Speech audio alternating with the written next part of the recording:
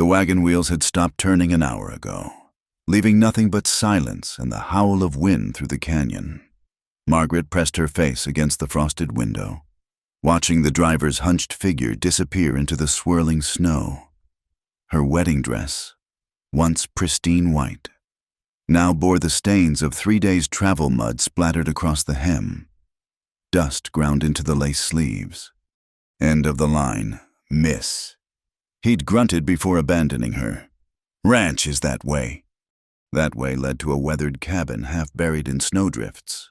Nothing like the prosperous cattle ranch Jonas Hammond had described in his letters.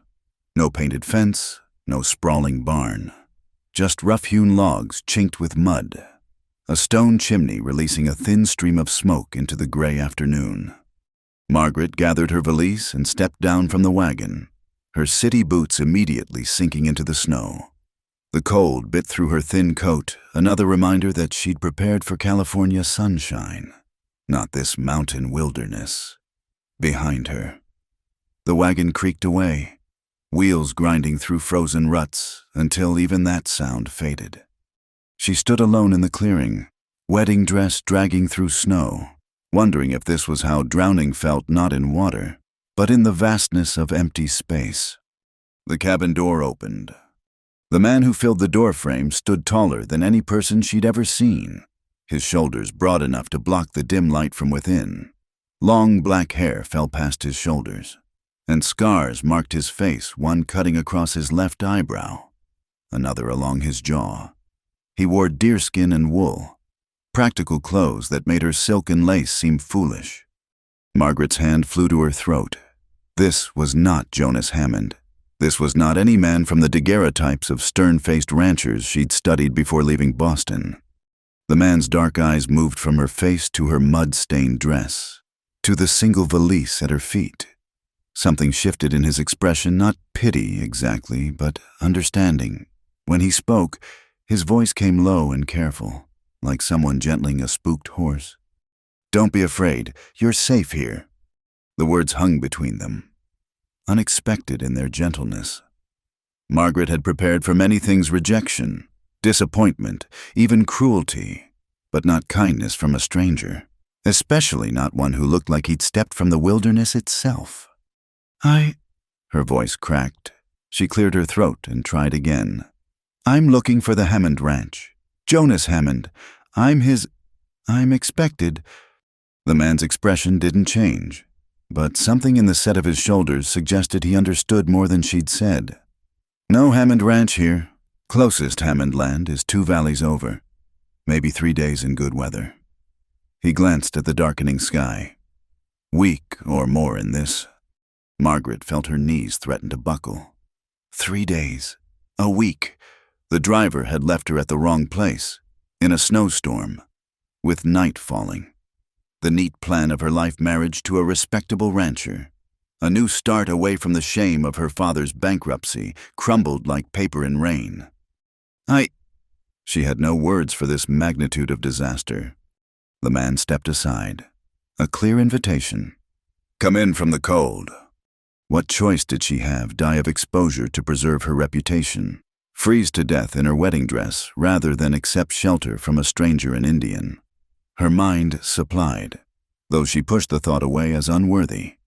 Margaret lifted her valise and walked toward the cabin, each step requiring more courage than the last. As she passed him in the doorway, she caught the scent of wood smoke and leather, pine sap and something earthier she couldn't name. He towered over her, but moved carefully, giving her space. Inside, the cabin was sparse but clean. A single room with a stone fireplace, a narrow bed in one corner, a table with 2 chairs, elk antlers hung on one wall beside snowshoes and traps. Everything spoke of solitary living, a life carved from necessity. "Sit," he said, gesturing to a chair by the fire. "You're shaking." She was, Margaret realized. Her whole body trembled cold. Shock, fear, exhaustion all claiming their due. She sank into the offered chair while he moved to the fire, adding wood with practiced efficiency. "My name is Margaret," she offered to his back. "Margaret Thornberry, from Boston." Boston's far. He didn't turn around. I'm Nathan Redhawk. The name settled between them. She'd heard stories. Of course, everyone had. Stories of Apache raids, of settlers found with arrows in their backs. But also other stories of native scouts who knew every trail, of warriors who could track a man across stone. Looking at Nathan's scarred hands as he adjusted the fire, she wondered which stories were true. The driver, she began, he said this was... Drivers say many things. Nathan straightened, filling a tin cup from a pot by the fire. Drink this. Coffee, black and bitter and possibly the best thing she'd ever tasted. The cup warmed her hands as she held it, steam rising to fog her spectacles, another reminder of how poorly suited she was for this place. A city woman with weak eyes and soft hands, delivered like a parcel to the wrong address. I can't stay here, she said, though even as the words left her mouth, she knew their foolishness. Where would she go? How? Nathan settled into the other chair, his movements surprisingly graceful for such a large man. Storm will last days, maybe longer. Rivers will be ice, passes blocked. He paused, studying her with those dark eyes. You have people expecting you. Mr. Hammond, Jonas Hammond, we have an arrangement. Mail-order bride. It wasn't a question. Heat flooded Margaret's cheeks, shame mixing with indignation. Yes, she was a mail-order bride, a woman desperate enough to marry a stranger, to travel 3,000 miles on the promise of a few letters and a daguerreotype. But hearing it stated so plainly, in this rough cabin with the snow building against the windows, made her feel like goods ordered from a catalog. It was a respectable arrangement, she said stiffly. No judgment meant. Nathan's voice held no mockery. Just facts. Hammond's ranch is east, you're west. In between is winter. The simple truth of it threatened to break her. She'd left everything sold her mother's jewelry, endured the whispers of former friends, suffered 3 weeks of trains and stages, and finally that horrible wagon only to end up in the wrong place entirely. Lost cargo, misdelivered goods. I have nowhere else to go, she whispered. Nathan was quiet for a long moment, the fire crackling between them. When he finally spoke, his words were careful. Cabin small, but the lean-to's tight. I'll sleep there. You take the bed. Come morning, we'll see what's what. I couldn't. Could and will. He stood, ending discussion. Hungry. She was, Margaret realized. Beneath the shock and fear, her body made its needs known. She nodded. Nathan moved to the shelves, pulling down dried meat and a tin of crackers. Simple fare, but he arranged it on a wooden plate with unexpected care. When he set it before her, she noticed his hands scarred but clean, nails trimmed. Nothing like the savage claws of fireside stories. Thank you, she managed. He nodded and turned to tend the fire again, giving her privacy to eat. Margaret forced herself to chew slowly, though her stomach clenched with hunger. The meat was tough but flavorful, seasoned with something she didn't recognize. Outside, wind rattled the shutters and snow hissed against the logs. Bad storm, Nathan said without turning. Seen animals freeze standing up in storms like this. The image should have frightened her more. Instead, Margaret felt only a dull gratitude for walls and fire, for not being out there in her wedding dress, waiting for Jonas Hammond to realize his bride had gone missing. She finished eating and set the plate aside, exhaustion pulling at her bones. How many nights since she'd left Boston? How many uncomfortable sleeping arrangements in way stations and boarding houses, always moving toward a future that had seemed so certain. Bed's there, Nathan said, still facing the fire. Extra blankets in the trunk. Mr. Redhawk. Nathan. He half turned, firelight catching the scars on his face. Just Nathan? Nathan? The name felt strange on her tongue. I don't know how to thank you. No thanks needed. Man doesn't leave anyone to freeze. Not even... He stopped, But she heard the unfinished thought. Not even a white woman. Not even a stranger who shouldn't be here. Margaret stood on unsteady legs. The bed looked impossibly inviting after so many nights of discomfort. But propriety, even in these circumstances, demanded some attempt at protest. "It isn't right. I can't take your bed while you—" "Can and will." He moved toward the door, taking a heavy coat from a peg.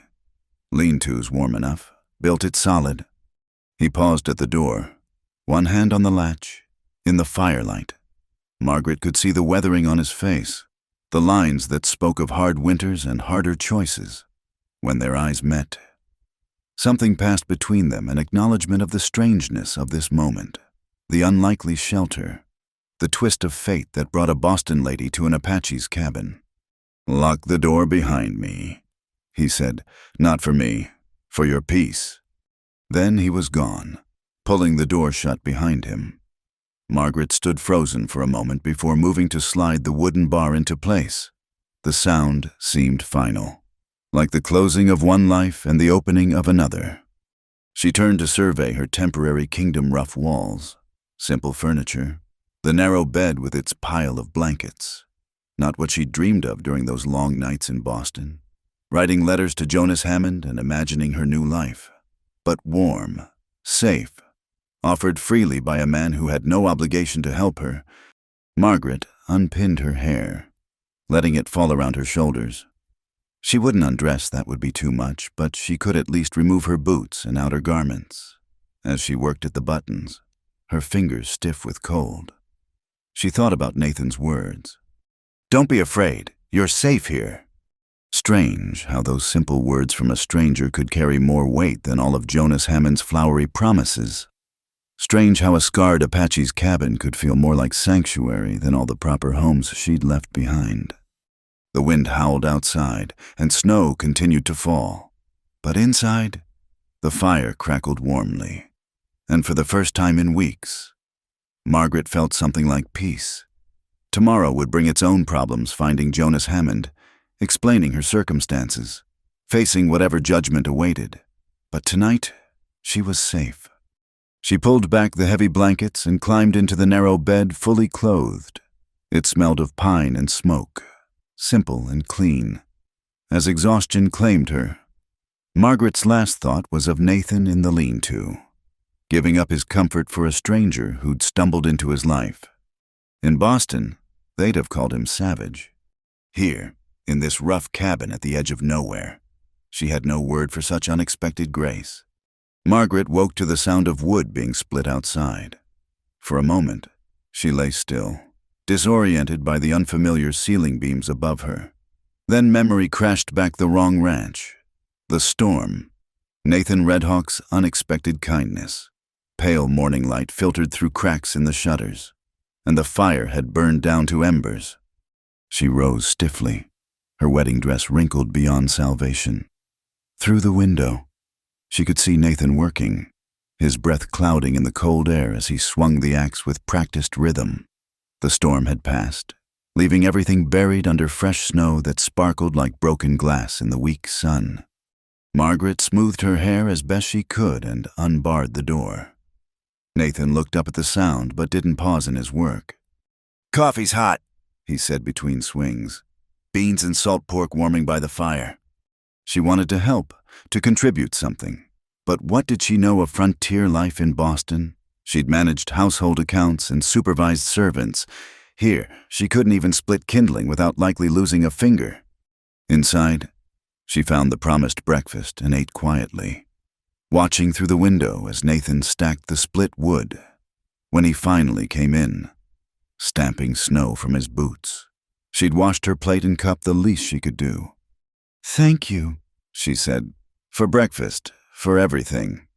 He shed his coat and moved to warm his hands by the fire.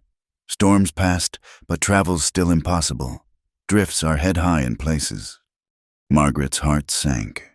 Each day here was another day Jonas would wonder what had become of his bride. Would he think she'd changed her mind, taken his money and vanished? The thought of being labeled a thief on top of everything else made her stomach turn. "I need to send word." She said, "Mr. Hammond will be worried." Nearest town's Millbrook.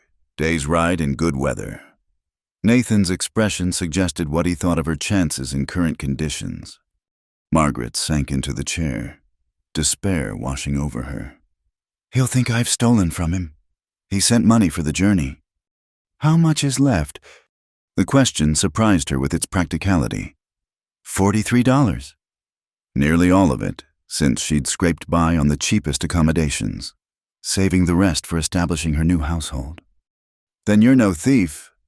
Nathan moved to the shelf, pulling down a leather pouch. I go to town when the snow settles. Take a letter if you want. You do that? He shrugged. Mail's mail. Margaret found paper in her valise, her last sheets, saved for writing to friends back east about her new life. The irony wasn't lost on her as she sat at Nathan's rough table, trying to compose an explanation that wouldn't sound like madness. Asterisk. Dear Mr. Hammond, she began, then stopped. How to explain asterisk?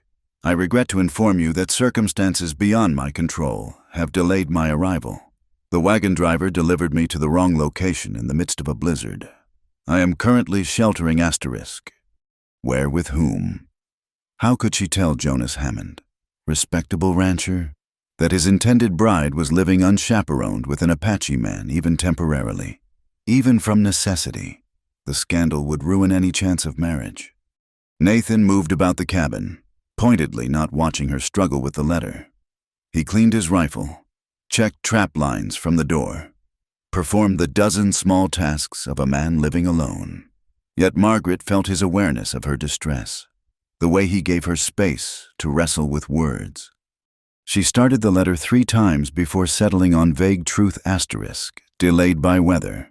Safe accommodation found. Will arrive as soon as travel permits. Sincerely, M. Thornberry. It's not enough, she said, sealing the inadequate message. He'll want explanations. Men usually do. Nathan took the letter without reading the address. Hammond's not known for patience. You know him? Know of him. Most folks do. Something in Nathan's tone suggested the knowledge wasn't favorable, but he didn't elaborate. The day stretched awkwardly. Margaret tried to make herself useful sweeping the already clean floor, organizing the already neat shelves. Nathan came and went, checking trap lines, bringing in more wood. They moved around each other like wary dancers, careful not to touch in the small space. By afternoon, the confines of the cabin pressed against Margaret's nerves. She'd never been good at idleness, and the weight of her situation stranded, reputation hanging by a thread. Entirely dependent on a stranger's charity made sitting still impossible. Need to walk, she announced, reaching for her still damp cloak. Nathan looked up from the harness he was mending. Snow's deep. I won't go far. He studied her for a moment, then rose. I'll show you the safe paths. They walked in silence, Nathan breaking trail while Margaret struggled behind in her impractical boots. The world had transformed overnight into something pristine and dangerous, beautiful as a fairy tale and twice as likely to kill the unwary. Nathan pointed out hidden dangers: a creek disguised by snow, a drop-off masked by drifts. Bear den there, he said, indicating a cluster of rocks. Sleeping now, but good to know. Margaret shivered, pulling her cloak tighter. Everything here had teeth or thorns or the capacity to freeze a person solid. How had she imagined she could simply arrive and become a frontier wife, like changing clothes? They circled back as the sun began its early winter descent. At the cabin door, Margaret paused, working up courage for a question that had gnawed at her all day. The lean-to? She said. You must be uncomfortable. I could sleep by the fire instead, give you back your bed. No, the word came flat and final. But it isn't right. What's right? Nathan turned to face her fully, his dark eyes unreadable. You showing up at Hammond's place, him looking you over like livestock, him deciding if you're pretty enough, young enough, strong enough to be worth the price of transport. Margaret flinched. She'd told herself it was a business arrangement, mutually beneficial, but stated so baldly. It sounded like what it was a woman selling herself to the highest bidder because she had no other choice. "It's respectable," she whispered, hating how weak the words sounded. "If you say so." Nathan opened the door. "But don't talk to me about what's right. Right would be you having choices. Right would be women like you not having to ship themselves across the country to strangers." Inside, Margaret's cheeks burned with more than cold. She busied herself with removing her cloak, avoiding Nathan's eyes. He was wrong. He had to be wrong. The marriage market might be harsh, but it was how things were done. Proper society had rules, structures, ways of maintaining civilization against the chaos. Yet, sitting in this simple cabin, watching Nathan prepare their evening meal with quiet competence, she wondered if civilization was worth the price. In Boston, she'd been slowly suffocating, each day smaller than the last, each choice narrower, until finally the only option was to package herself up and mail herself west like dry goods. "I'm sorry," Nathan said suddenly. "Your choices aren't my business." "No," Margaret said quietly. "But you're right. I am merchandise. Goods ordered and paid for, just delivered to the wrong address." The words hung between them, bitter as the coffee cooling in her cup. Nathan continued working, but she sensed his attention, the way he moved more carefully as if she might shatter. "My father," she found herself saying, "invested everything in railroads that never got built. When he died, the debts took it all. The house, the furniture, mother's jewelry. I tried to find work. But what does a lady know except managing servants she no longer has?" Nathan listened without comment, letting her words fall like snow. "So, when I saw Mr. Hammond's advertisement seeking respectable woman for matrimony, must be willing to relocate, it seemed like salvation, a chance to be useful again, to have a home, purpose." She laughed, short and bitter. "Instead, I'm a burden on another stranger, taking his bed, eating his food, giving nothing in return." "You're alive," Nathan said simply. "In this country, that's not nothing."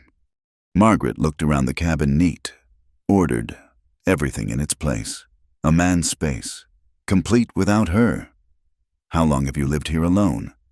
"6 winters." "Don't you get lonely?"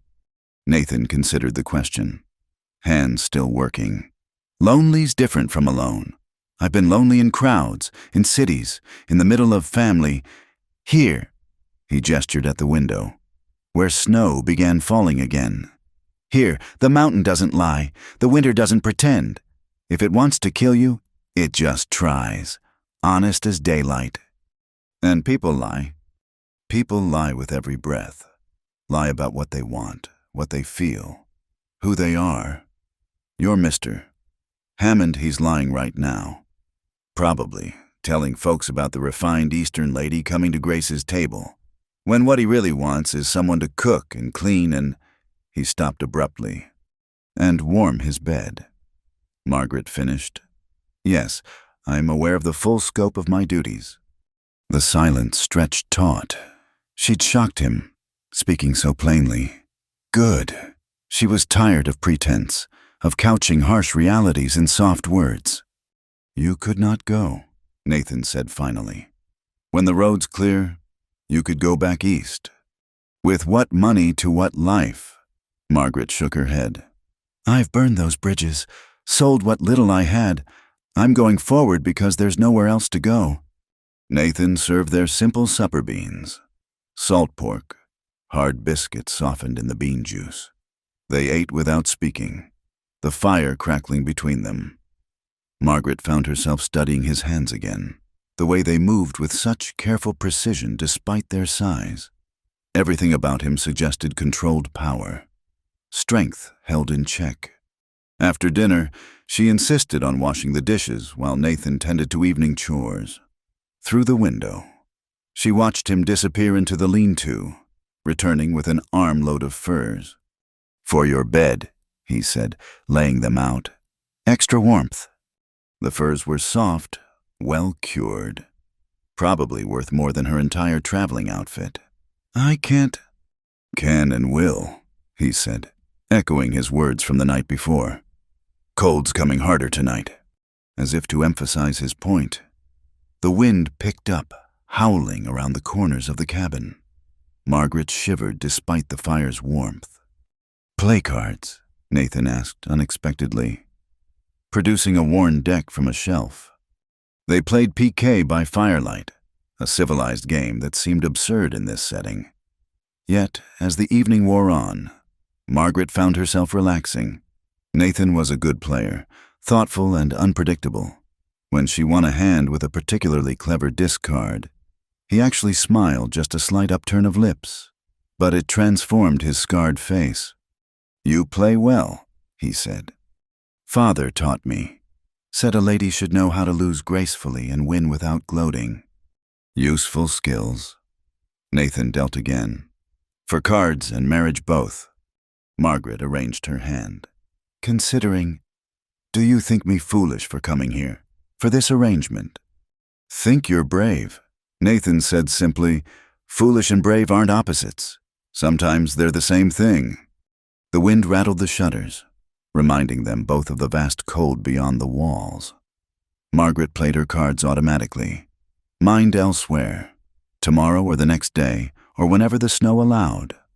She would have to face Jonas Hammond. Would have to explain where she'd been. Hope he didn't ask too many questions. Hope he still wanted a bride who'd already caused such trouble. He might not have me, she said quietly. After this, damaged goods. Nathan's hand stilled on his cards.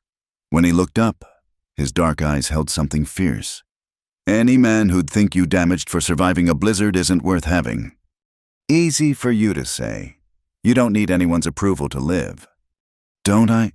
His voice carried an edge she hadn't heard before.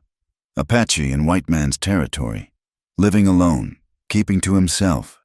Every day I wake up is another day someone might decide I'm a threat. Every trip to town is wondering if this time they'll find any reason to solve the Indian problem with rope or lead. Margaret's throat tightened. She'd been so focused on her own precarious position. She hadn't considered his. Then why stay? Nathan gathered the cards, hands gentle despite their size. Where else would I go? This is my place, my mountain. They can kill me, but they can't make me leave. The simple declaration hung in the air like a challenge. Margaret envied his certainty, his refusal to bend to others' expectations. She'd spent her whole life bending, conforming, making herself smaller to fit the spaces allowed to her. I should sleep, she said, though she wasn't tired.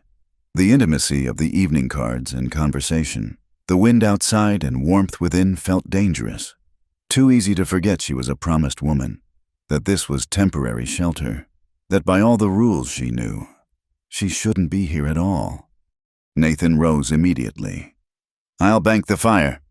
She retreated to the bed, pulling the furs around her. They smelled of pine and smoke and something wild she couldn't name.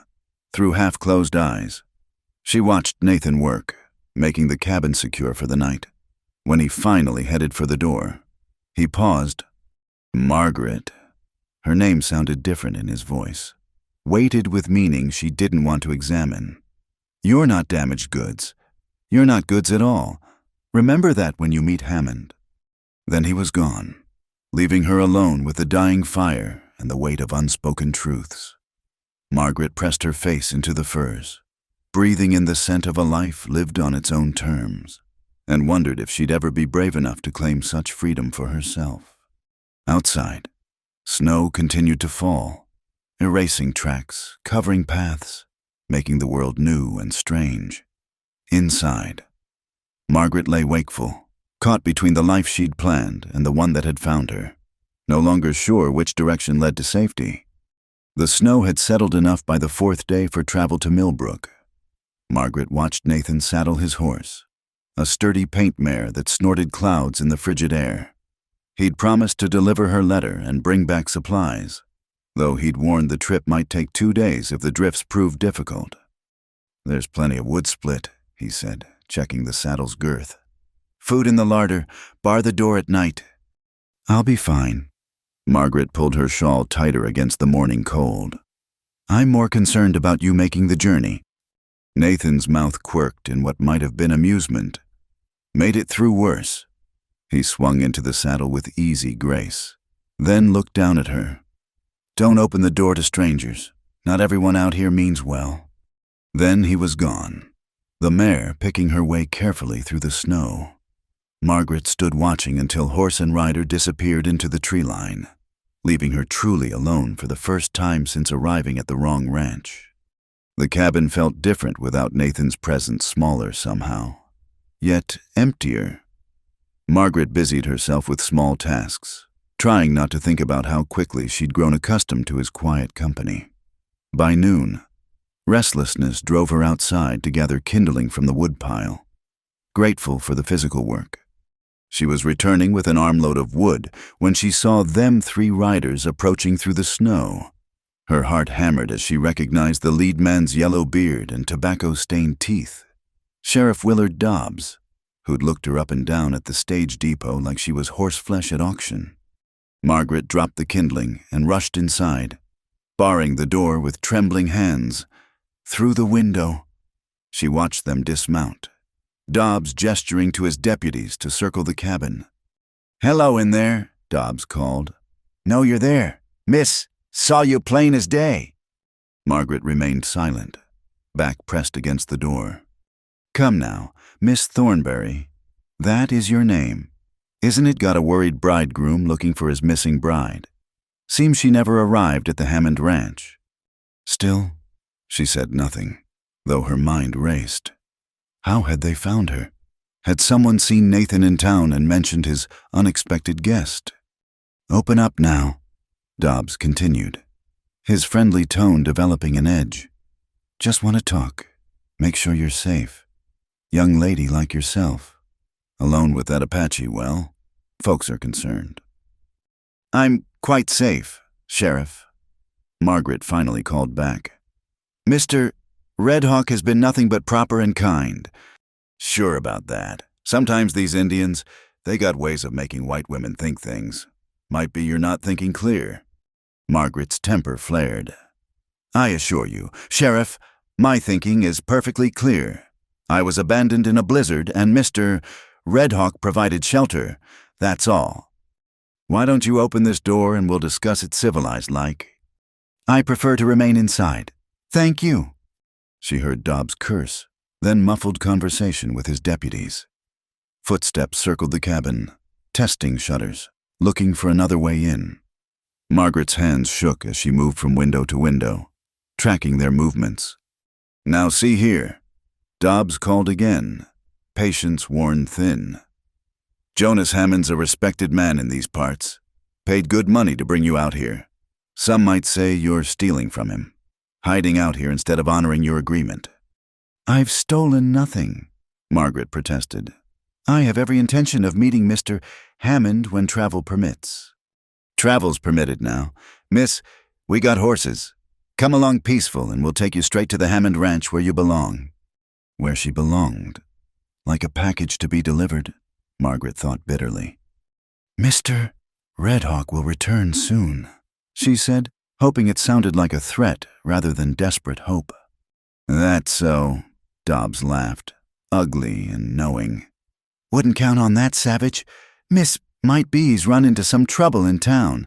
Might be some folks took exception to him keeping a white woman." Ice flooded Margaret's veins. "What have you done?" "Me? Nothing at all. But you know how it is. Indian causes problems. Folks handle it. Now, why don't you come on out before this gets uglier than it needs to be?"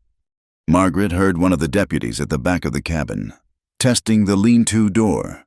The shutters were solid, the door barred, but they could break in if determined enough. And then what dragged to Jonas Hammond like a runaway slave or worse, if they decided she'd been compromised by her stay here. "Sheriff Dobbs," she called, forcing her voice steady. "I am a free woman, not property. I've committed no crime. I demand you leave these premises immediately." "Premises?" Dobbs scoffed. "This is Indian squat land. Miss, He got no legal right to it, and you got no legal right to be here. Nevertheless, I choose to remain until Mr. Red Hawk returns." "Choose?" The sheriff's voice turned harder. "Let me explain something about choices. Miss, right now, you got the choice to come willing. Keep being stubborn, and choices get taken away. My deputies and I were authorized to retrieve stolen property, and Wade Jonas tells it. He paid for you fair and square." Margaret felt bile rise in her throat. There it was, stated plain. She was property, bought and paid for, to be retrieved like a wandering cow. The testing at the back door grew more aggressive. Wood creaked under pressure. Margaret grabbed Nathan's rifle from the wall, though she'd never fired a gun in her life. The weight of it felt alien in her hands. "I'm armed," she called out, surprised by the steadiness of her voice. "And I will defend myself." Silence fell. Then Dobbs laughed, long and mocking. "You even know which end to point, city girl." She didn't. Not really, but she held the rifle anyway, aimed at the door, through the window. She could see Dobbs conferring with his men. One gestured at the roof, another at the windows. They were planning something. A shot rang out, splintering wood near the door. Margaret jerked back, heart hammering. Just a warning. Dobbs called. Next one might go through that door, might find tender flesh on the other side. Be ashamed to deliver damaged goods to Mr. Hammond. Another shot, this time through the shutters, showering her with wood fragments. Margaret crouched low, rifle clutched uselessly in her hands. They were toying with her, showing her how helpless she was. "Last chance. Miss Thornberry, come out now. Or we come in, and if we have to come in, well, might be we find evidence you've been doing more than just sheltering here. Might be we have to tell Mr. Hammond his bride's been ruined by that Apache.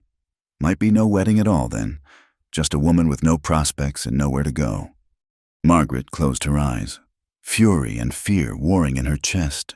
They'd destroy her reputation either way, but at least if she went willingly, there might be a chance to salvage something. And Nathan if they'd hurt him in town, if he needed help.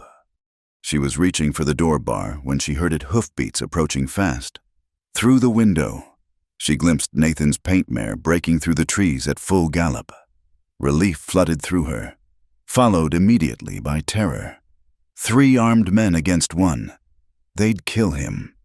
Nathan pulled up hard. Snow sprang from the mare's hooves.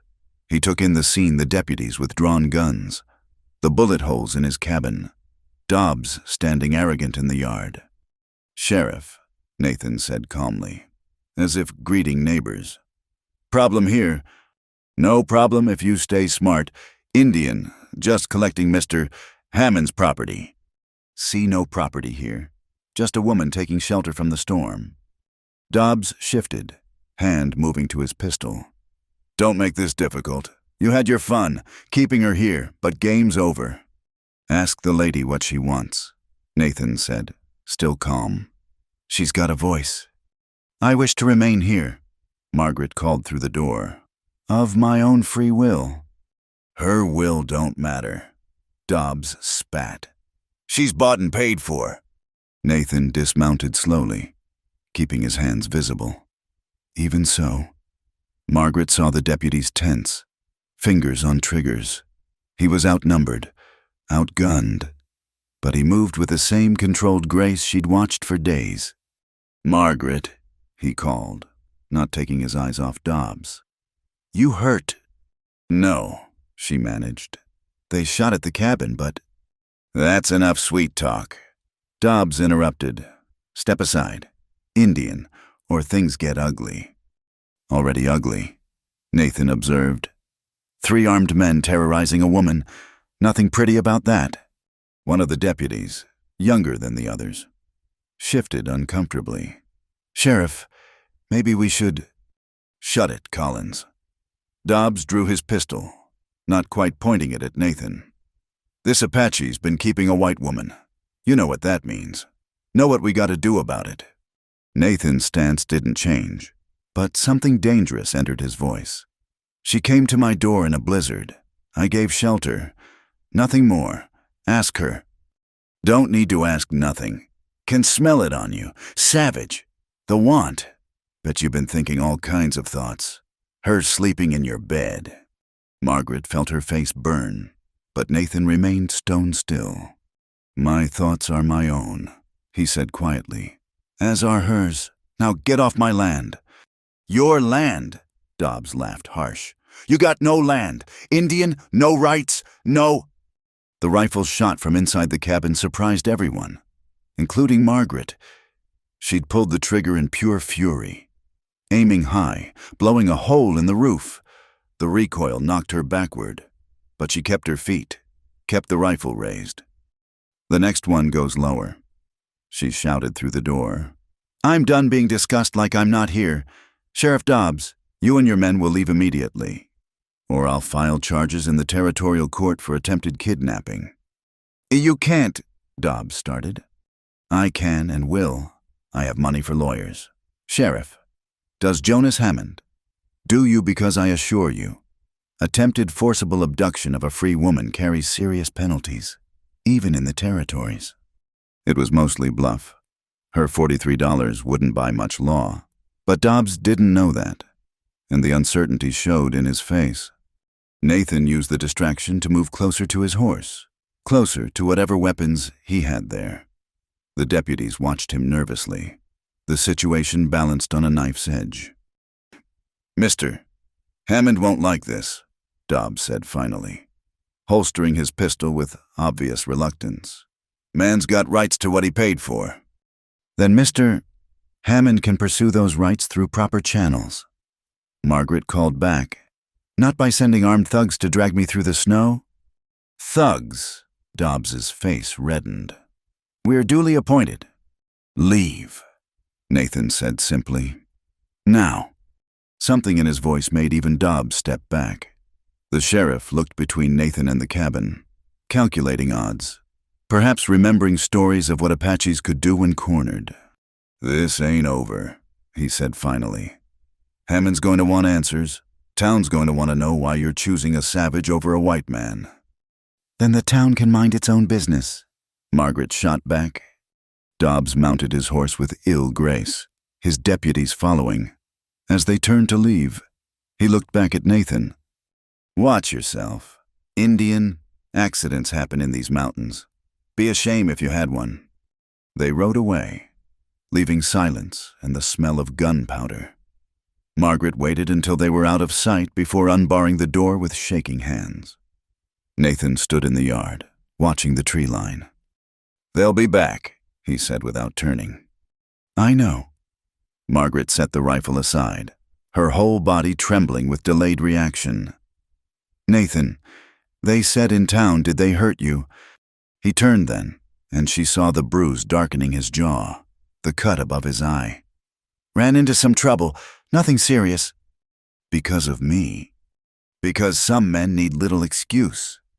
He climbed the steps, studying the bullet holes in his cabin. You shot my roof. I'll repair it. That almost smile touched his lips. With what knowledge? I'll learn. She met his eyes squarely.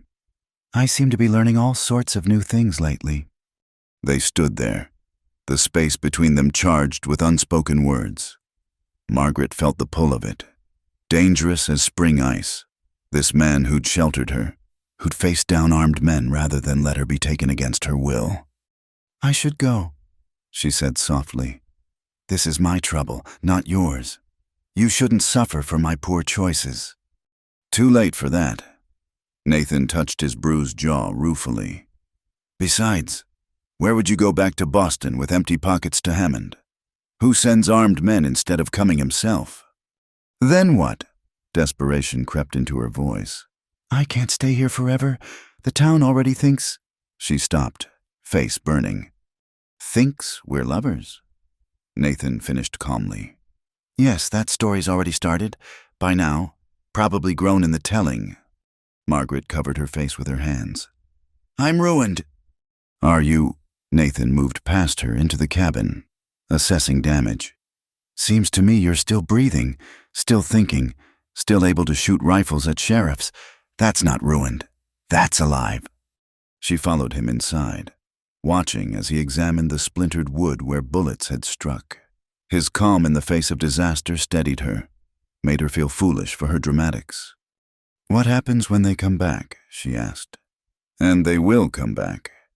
Nathan was quiet for a long moment, fingers tracing the bullet holes. When he spoke, his voice carried weight. "Then we face them, together or separate. Your choice. But Margaret," he turned to look at her, "know this, long as you're under my roof, no one takes you anywhere you don't want to go." The simple declaration undid her. She sank into the chair, tears threatening for the first time since this ordeal began, not from fear or self-pity, but from the overwhelming relief of being seen as a person, not property, of having someone willing to stand between her and those who would drag her away. "Thank you," she whispered. Nathan nodded once, then set about boarding up the bullet holes with quiet efficiency. Outside, new snow began to fall, covering the tracks of horses and men, as if trying to erase the ugliness of the afternoon. But Margaret knew it couldn't be erased. The sheriff would return. Jonas would demand his bride. The town would gossip. She'd have to make choices soon, real choices about her future. For now, though, she was safe. Safe in a bullet-riddled cabin with a man the world called savage, who'd shown her more humanity than all the civilized men she'd known. As darkness fell, she helped Nathan prepare a simple meal, their movements around each other easier now, born of shared danger. Whatever came next, she would face it as herself, not as property or goods or a mail-order anything. Just Margaret, learning to be brave. The blizzard returned that night with a vengeance, as if nature itself wanted to shield them from the world's intrusions. Wind howled through the gaps in the hastily boarded windows, and snow piled against the door like a barricade. Margaret sat close to the fire, mending a tear in her traveling dress while Nathan worked leather at the table, fashioning what looked like winter moccasins. "Can't travel in those boots," he said, nodding at her ruined footwear. "Not if you want to keep your toes."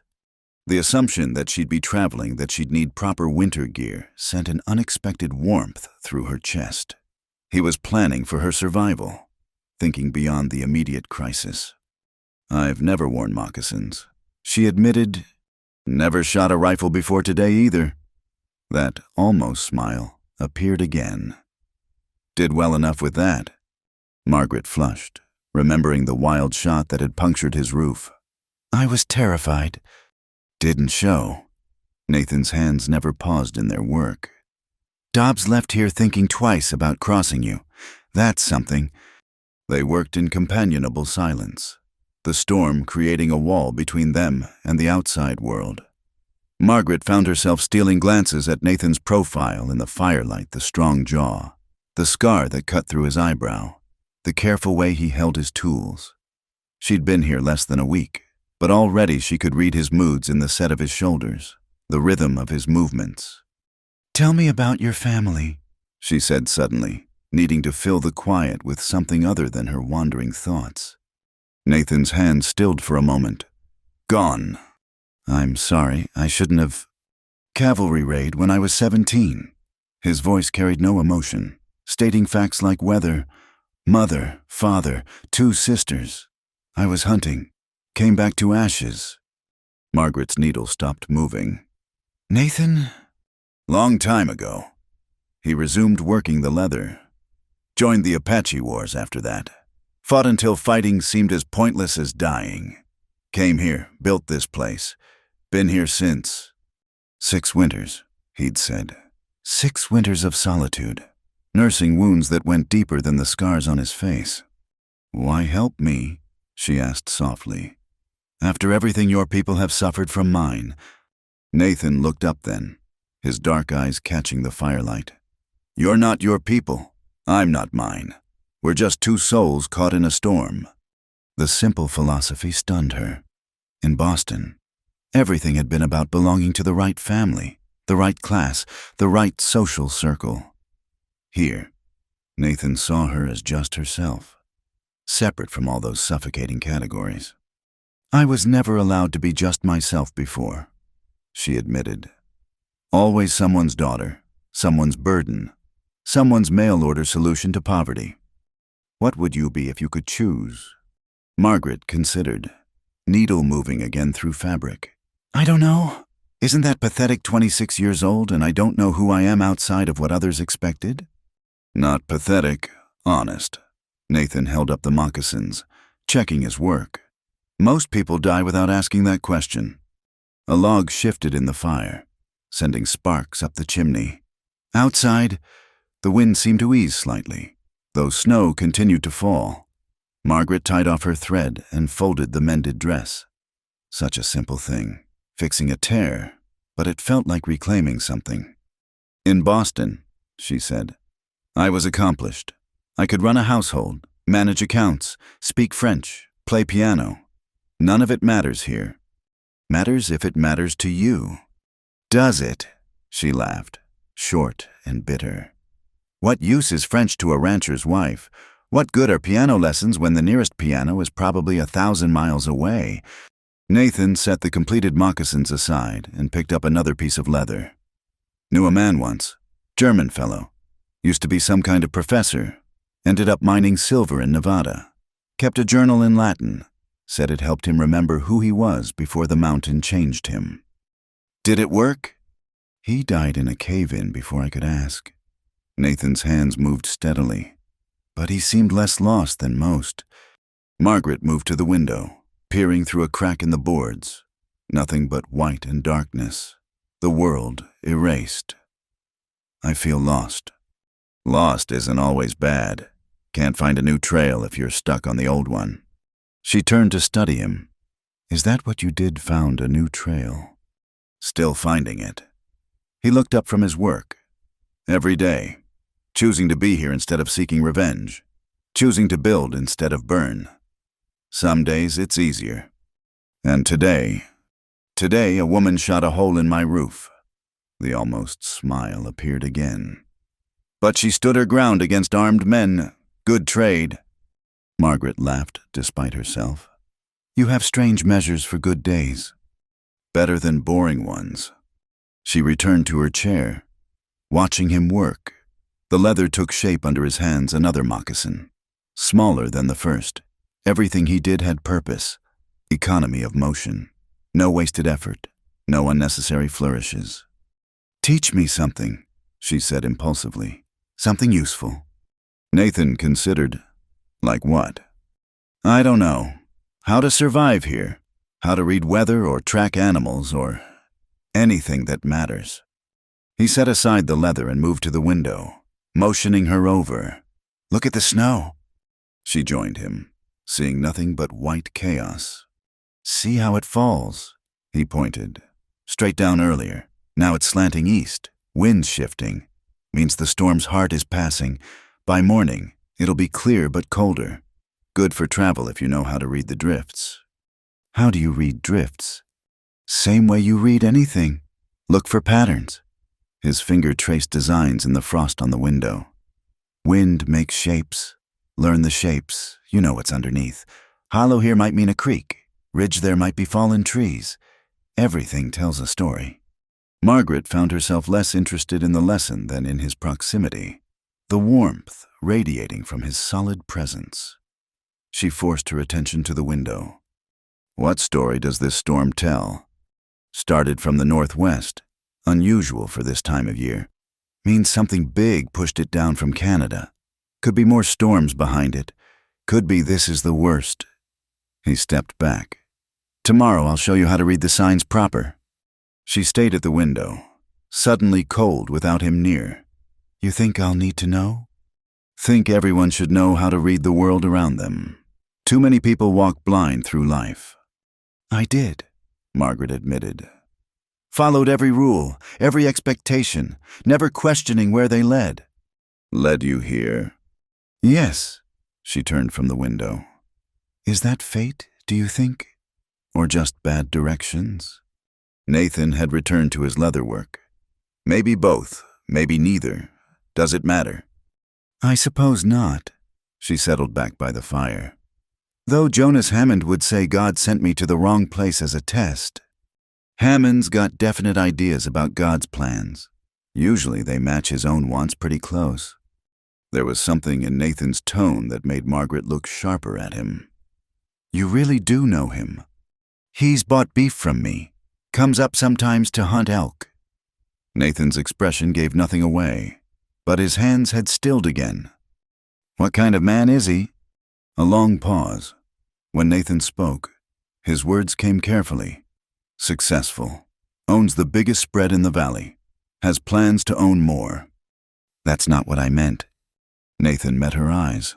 I know. The silence stretched. Margaret waited, sensing the weight of unspoken words. He's the kind of man who sees what he wants and takes it, Nathan said finally. Land, cattle, women. Doesn't much matter which. A chill ran down Margaret's spine. And if someone doesn't want to be taken, then they better be stronger than him, or smarter, or have somewhere to run. Margaret thought of the letters she'd received, formal and proper, promising security and position. Nothing about the man himself, she realized. Just what he owned, what he offered. I was so desperate to leave Boston. I didn't ask the right questions. What questions would those be? Is he kind? Does he laugh? What does he think about when he can't sleep? She shook her head.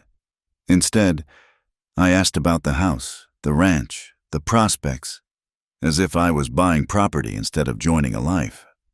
Maybe that's all he was looking for, too. Property. The words hit like cold water. Of course, that's what Jonas wanted, a possession, a symbol of status, an Eastern bride to show he was civilized, prosperous enough to import refinement. I can't, she whispered. I can't be that.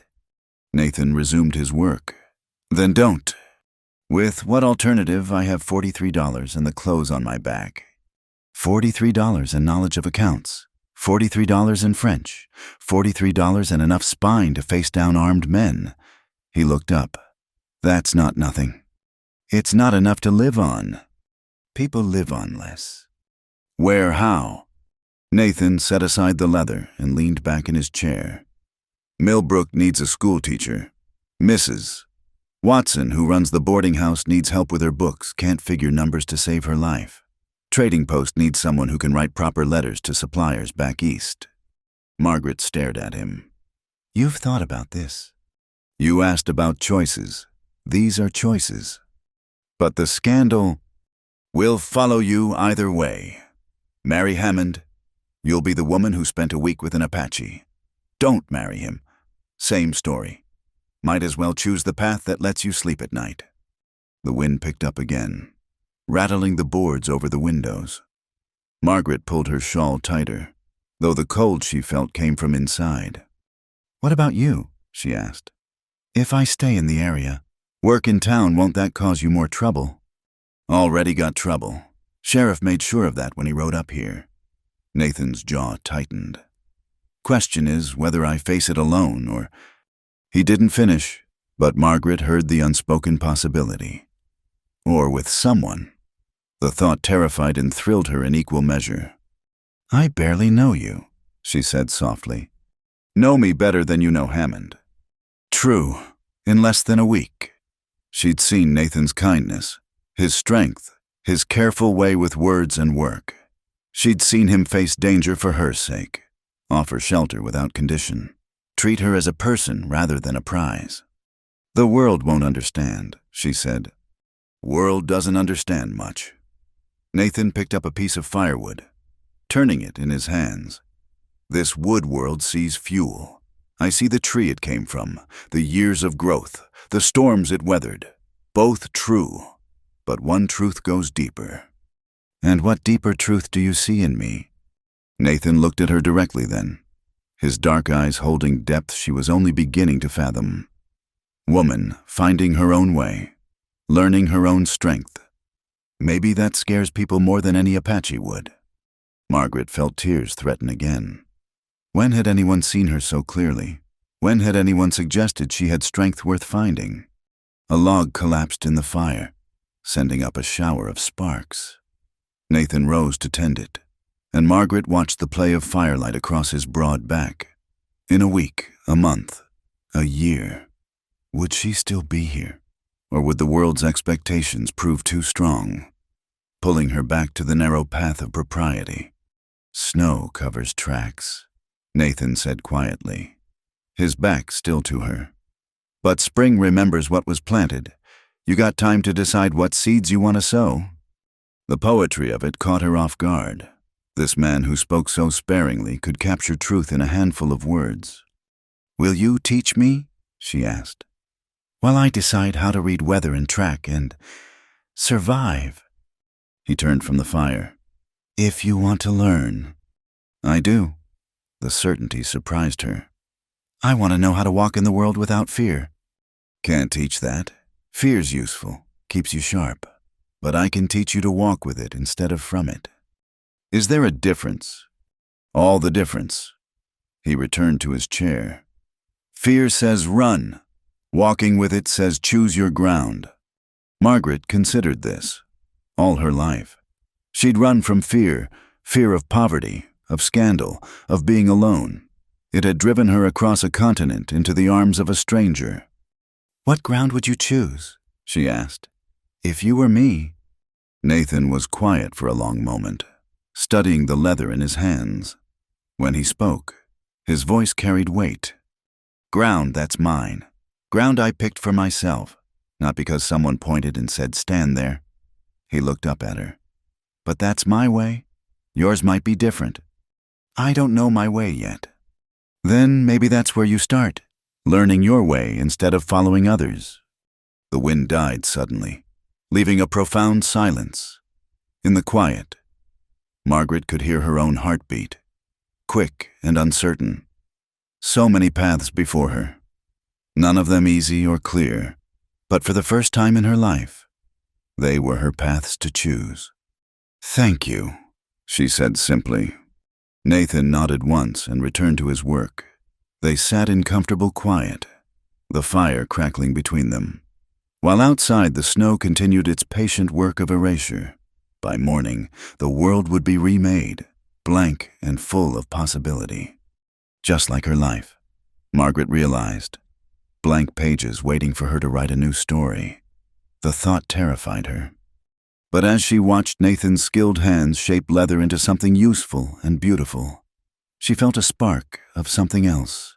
Not quite hope, not yet, but maybe the beginning of courage. Tomorrow, she would learn to read the snow. It seemed as good a place as any to start becoming herself.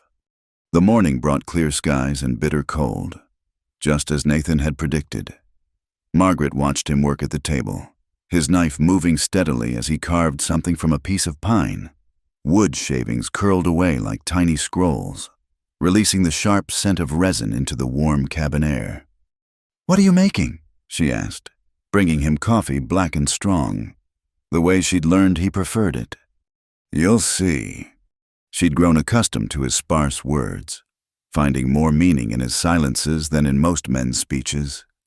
Setting down her own cup, she returned to mending his spare shirt, a task she'd insisted on after discovering the tear. The domestic quiet of the morning felt dangerous in its comfort, too easy to imagine this as normal, as hers. Through the window, she could see the world transformed by snow, every harsh edge softened, every imperfection hidden, like a clean slate. She thought, then wondered if that's what she was hoping for, a way to bury her past beneath something pure and white. Nathan's knife paused. "You're thinking loud." "Am I?" Margaret smiled despite herself. "What do my thoughts sound like?" "Like wheels turning in mud, working hard but not getting purchase." The accuracy of it startled her. "I was thinking about fresh starts, whether they're possible or just pretty lies we tell ourselves." "Both true." He resumed carving. "Every morning's a fresh start, also carries yesterday with it. Question is, which weighs more?" Margaret set aside her sewing to watch him work. The shape emerging from the wood looked like wings, though she couldn't tell what kind of creature they'd belong to. "In Boston, we had a gardener who grew roses," she said. "He'd cut them back every winter, So harsh I thought he was killing them. But come spring, they'd bloom fuller than ever. He said sometimes you have to cut away the old growth to make room for the new. Man knew his business. Nathan blew sawdust from the carving. True for roses, true for people too, maybe. Is that what you did, cut away the old growth? His hand stilled briefly. Still cutting, some roots go deep. Margaret understood. The past lived in the body in scars and habits, in the way Nathan checked the windows each night, in how he always sat facing the door. Her own past lived in her perfect posture, her careful diction, the way she still set the table as if servants would appear to clear it. "May I ask you something?" she ventured. He nodded, attention seemingly on his work. "The scars, were they all from the wars?" "Most." His knife moved steadily. "This one," he touched the mark through his eyebrow, "came from a mountain cat, surprised each other on a trail. Both walked away reconsidering our choices." "And the others?" "Stories for other days." Margaret accepted the boundary. Returning to her sewing, she was learning his rhythms when he'd share freely and when words had to be earned through patience. The carving took clearer shape, a bird with wings spread wide. The detail was remarkable individual feathers, the suggestion of eyes, the curve of a beak, such delicate work from such large hands. "It's beautiful," she said. "Not done yet," but she caught the pleased note in his voice. "How did you learn?" "Grandfather, sit still enough," he'd say, "and the wood tells you what it wants to be." Nathan held the piece to the light, examining it. "Took years before I could hear it." "What does this one say?" He glanced at her, something unreadable in his dark eyes. "Says it wants to fly." The words hung between them, weighted with meaning she didn't quite grasp. Before she could respond, they heard horses approaching multiple riders, moving fast. Nathan set down the carving and moved to the window. Margaret joined him, her heart racing. But these weren't Dobbs and his deputies. An older man led the group, his bearing suggesting authority despite civilian clothes. "Judge Morrison," Nathan said, "from the territorial court." "Is that good or bad?" "Depends on what brings him." They watched the judge dismount, his movement stiff with cold and age. He approached the cabin alone, leaving his companions with the horses. Nathan opened the door before the knock came. "Judge." "Nathan." Morrison's eyes found Margaret immediately. "Miss Thornberry, I presume." "Yes, sir." She stepped forward, chin raised despite her nerves. "May I come in? What I have to say concerns you both." Nathan stepped aside. Morrison entered, removing his hat to reveal silver hair and a face marked by years of frontier justice. He declined coffee but accepted a seat by the fire. "I'll be direct," he began. "Jonas Hammond has filed a complaint. Says his bride was stolen. Demands her return and compensation for damages." "I wasn't stolen," Margaret said hotly. "I was delivered to the wrong place and—" Morrison raised a hand. "I've heard the story, Miss, from Hammond, from Sheriff Dobbs, and from some folks in town who think more kindly of Nathan here than others do." He paused, studying them both. "Question is, what happens now?" "She's free to go where she pleases," Nathan said quietly. "That's the law, true enough, but law and what people accept don't always match." Morrison turned to Margaret. "You have choices to make, Miss, hard ones." "What are my options?" Margaret kept her voice steady, though her hands clenched in her lap. "One, honor your agreement with Hammond. He's willing to overlook your delay if you come immediately. And if I refuse, then things get complicated. Hammond's talking about suing for breach of contract, theft of funds, all manner of nastiness." Morrison's expression softened slightly. "He's also spreading stories about what must have happened here. Ugly stories." Margaret felt heat rise in her cheeks. "Nothing improper has occurred." "I believe you, but belief doesn't stop tongues wagging." The judge sighed.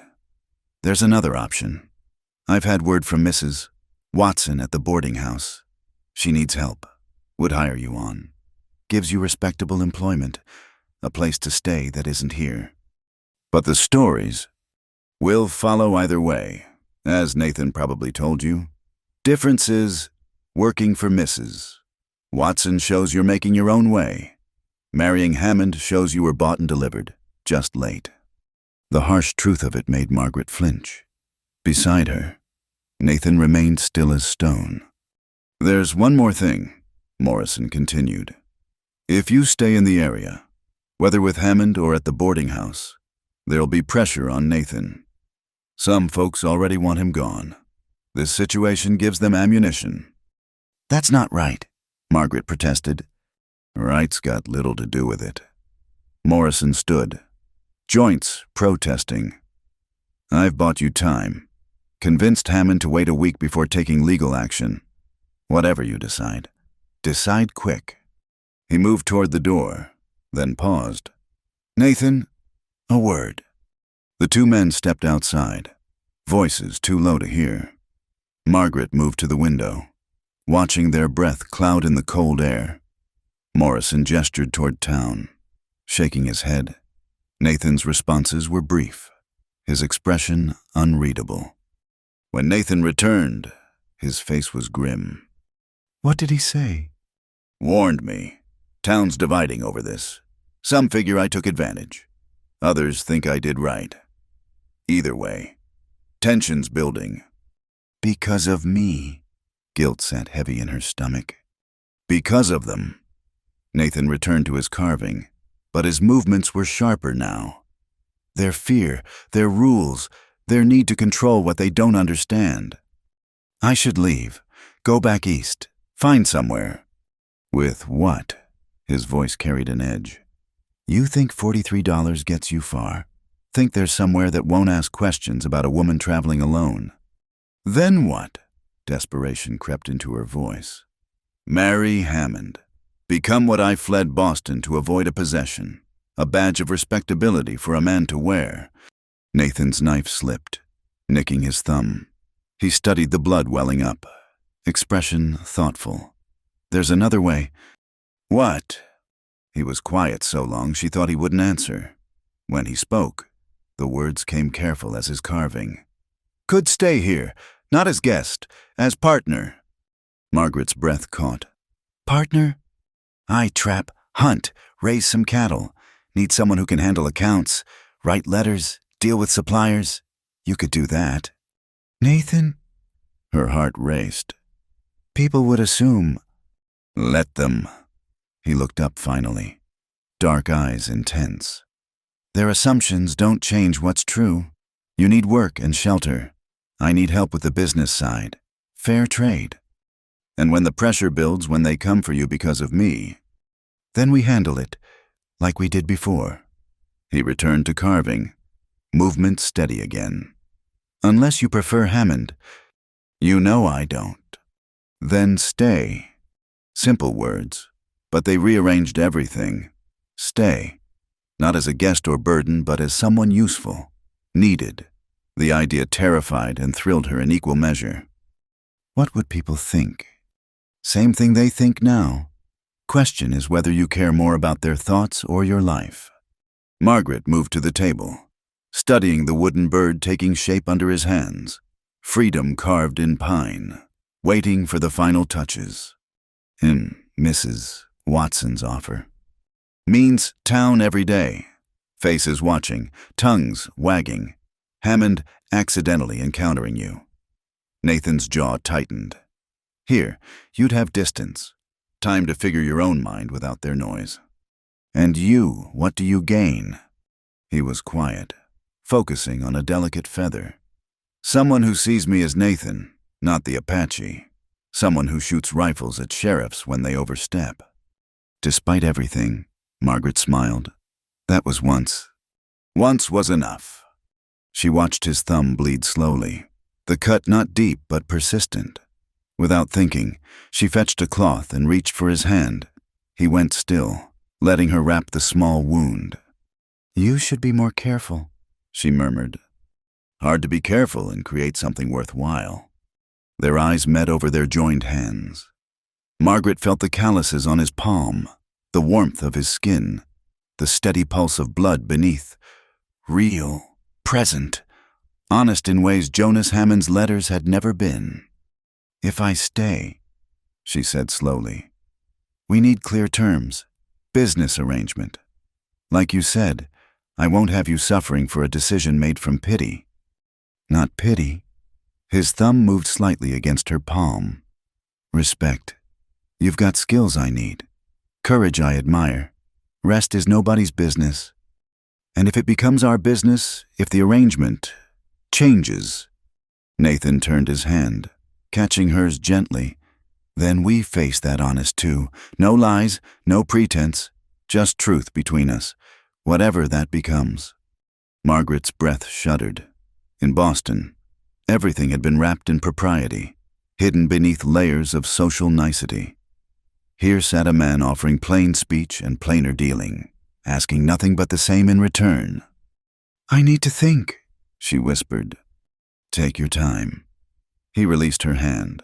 Returning to his carving, "Judge gave us a week." Margaret moved to the window, looking out at the pristine snow. A week to choose her life's direction. Marry Hammond and accept the cage, however gilded. Work for Mrs. Watson and face daily judgment. Or stay here, in this cabin that had become sanctuary, with a man who saw her as herself. "What does the bird want to be?" she asked suddenly. Nathan held up the carving. "Nearly complete now. Free," he said simply. "Question is whether it's brave enough to try."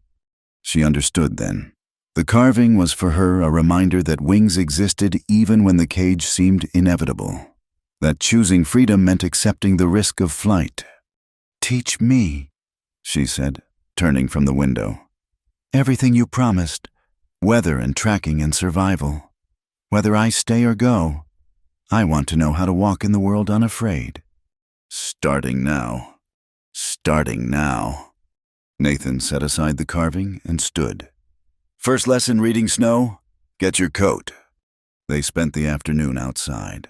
Nathan showing her how to interpret the landscape's white language. Here, where wind had scoured snow thin, revealing the earth beneath. There, where drifts collected, hiding hollows that could trap the unwary. He taught her to recognize animal tracks, rabbit, deer, fox, and to understand what their patterns revealed. "Everything leaves a mark," he said, kneeling beside a set of prints. "Question is learning which marks matter."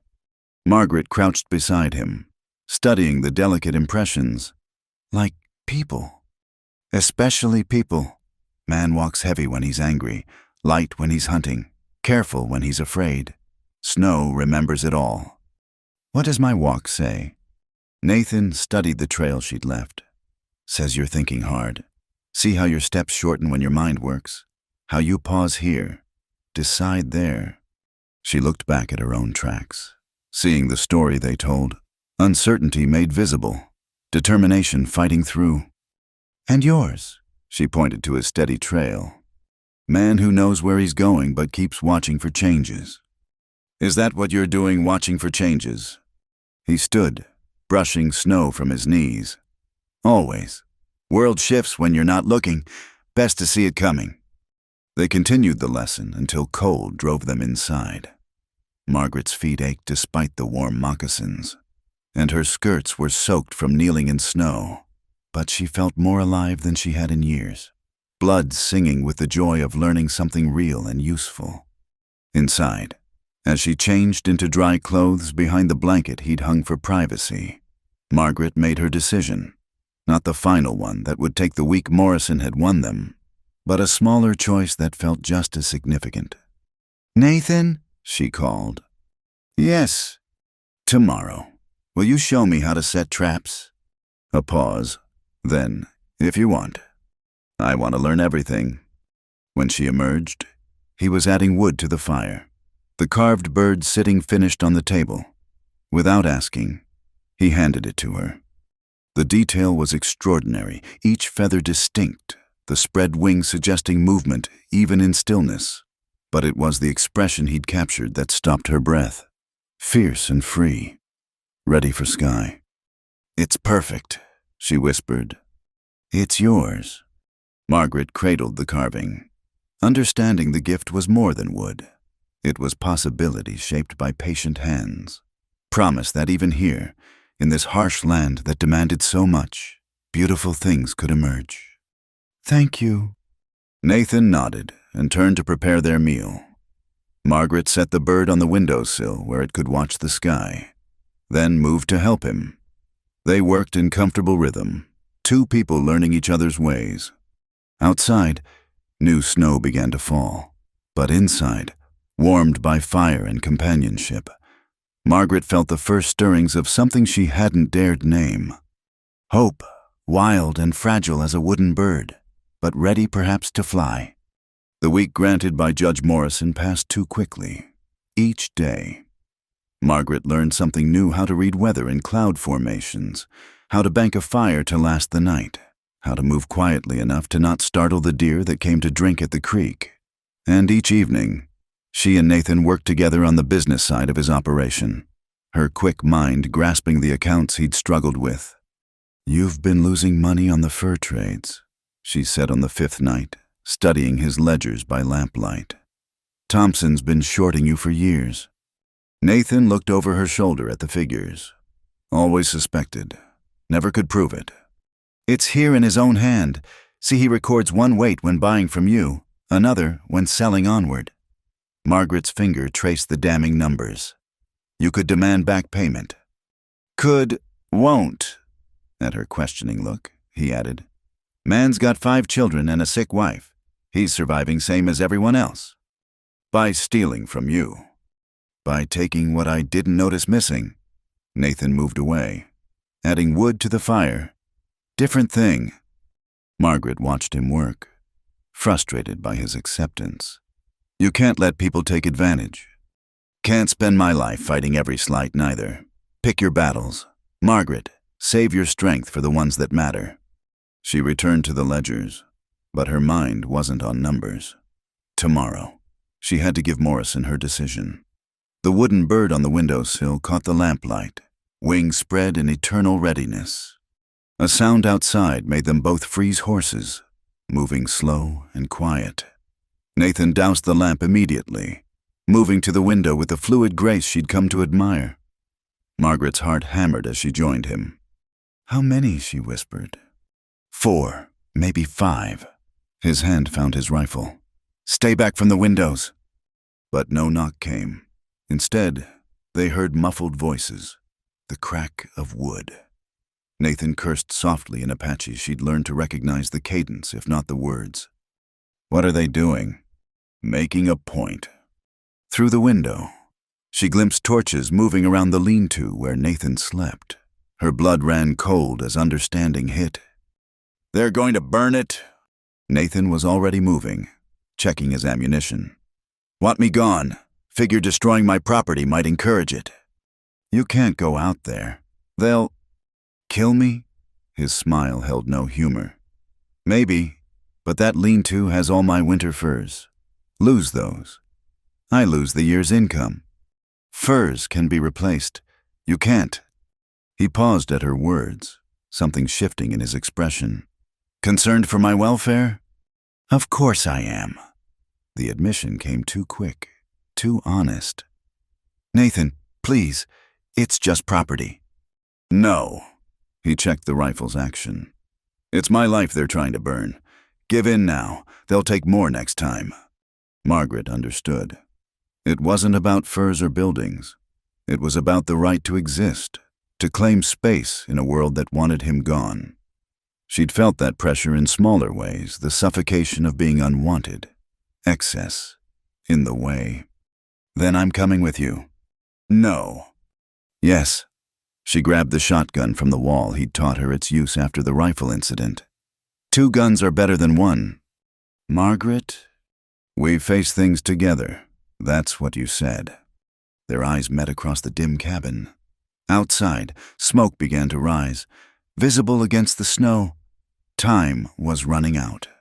"Stay behind me," he said finally. Shoot only if they shoot first. They slipped out the back, circling through the trees.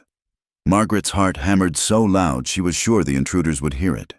The snow muffled their steps, but also reflected the growing firelight.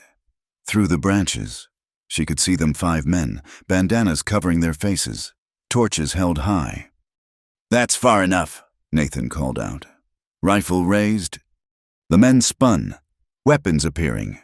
Margaret recognized Sheriff Dobbs's bulk despite the mask. "Private property, Indian," Dobbs growled. "We're cleaning up a hazard." "Only hazard here is you." Nathan's voice carried deadly calm. "Put out the fire. Leave. Don't come back." "Or what, you'll shoot 5 law-abiding citizens." Another man, Jonas Hammond, Margaret realized with a sick lurch. "Don't think your woman's reputation could survive that." "My reputation is my concern." Margaret stepped out beside Nathan, shotgun steady despite her trembling. "Miss Thornberry." Hammond pulled down his bandana, revealing a face that might have been handsome without the cruel twist to his mouth. "Come to your senses at last. I'm still willing to honor our agreement, despite your adventures. I wouldn't marry you if you were the last man in the territory." His face darkened. "Careful, woman. You're ruining yourself for spite." "I'm saving myself from a man who burns property in the night like a coward." Hammond stepped forward, but Nathan's rifle swinging toward him stopped the movement. "The lady's made her choice clear." "Has she choosing a savage over civilization?" Hammond's voice dripped contempt. "Living in sin, destroying her good name." "Living free," Margaret interrupted. "Something you'd never understand." The fire crackled behind them, consuming the lean-to's walls. Nathan never looked away from the men, but Margaret felt his tension. "Enough talk," Dobbs rumbled. "Indian, you got 2 choices. Leave by sunrise, or we come back with more men and solve this permanent." "Third choice," Nathan said. "You leave now. Don't come back. Live with knowing a woman with more courage than all of you combined stood you down." One of the younger men shifted uncomfortably. "Sheriff, maybe we should—" "Shut it!" Dobbs glared at Nathan. "This ain't over." "No," Nathan agreed. "But tonight it is. Go!" For a long moment, violence hung in the air like smoke. Then Hammond spat in the snow and turned away. "Come on, let them wallow in their filth." The men retreated, mounting horses hidden in the trees. Only when the hoofbeats faded did Nathan lower his rifle. Together, they watched the lean-to collapse, sending sparks into the night sky. "Your furs," Margaret said quietly. "Just things." But she heard the loss in his voice. Months of work. Gone. They worked together to ensure the fire wouldn't spread, throwing snow on the embers until only smoking ruins remained. By the time they finished, dawn was breaking gray and cold. Inside, Nathan slumped at the table, exhaustion showing for the first time since she'd met him. Margaret heated water, made coffee, moved quietly around him. When she set the cup by his hand, he caught her wrist gently. "You stood with me. Where else would I stand?" His thumb moved across her palm, a gesture becoming familiar. Most would have run, or used it as excuse to go with Hammond, get away from the trouble. "I'm not most people." "No." His eyes met hers, dark and intense. "You're not." The moment stretched between them, charged with unspoken possibilities. Then Nathan released her hand and drank his coffee, the wall of reserve sliding back into place. But Margaret had felt it, the connection, the pull, and she knew her decision was already made. Had been made perhaps from that first night when he'd said, "Don't be afraid." Judge Morrison arrived at noon, looking unsurprised by the smoking ruins. "Heard there was trouble." "Men with torches," Nathan said flatly. "Covered faces. Know who they were?" "Does it matter?" Morrison sighed. "Legally, yes. Practically, no." He turned to Margaret. "This helps you understand what you're choosing. Miss, stay here. This is your life. Harassment, isolation, constant pressure. I understand. Do you really? The judge's weathered face showed genuine concern. You could still take Mrs. Watson's offer, or go back east. Start fresh somewhere they don't know this story. Margaret looked at Nathan, who sat silent, letting her choose without influence. She thought of the week just past, learning to read snow, working the accounts, standing against armed men. She'd been more herself in 7 days than in 26 years. I'm staying, she said firmly. Here, as Mr. Redhawk's business partner. Morrison's eyebrows rose. Business partner. I'll handle accounts, correspondence, help with the trading post negotiations, in exchange for room board and a percentage of profits. That's irregular. These are irregular times. Margaret met his gaze steadily. Draw up the papers.